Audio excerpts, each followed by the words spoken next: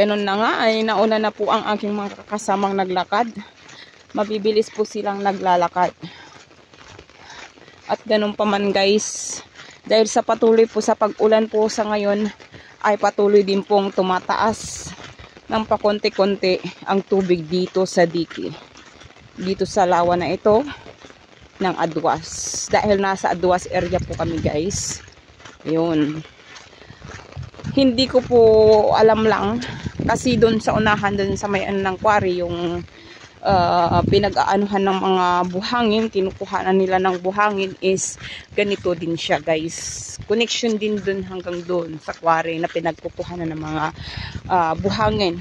So doon po guys may mga equipment po silang ginagamit para kumuha po ng mga buhangin. Pangkuha po ng mga buhangin yung guys na mga backhoe, malalaking sasakyan po ganun.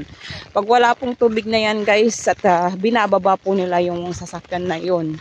Yun po ang sinasabi ko na hindi ko alam kung ano po ang ganap doon. Kung ang mga sasakyan po nila doon is naigilid nila kaagad, na itaas po nila kaagad bago po lumabas po ang water, ang tubig po dito sa DP ng ganyan. Kasi kung hindi po nila naitaas yun, malamang masisira o kaya iaanod ng tubig.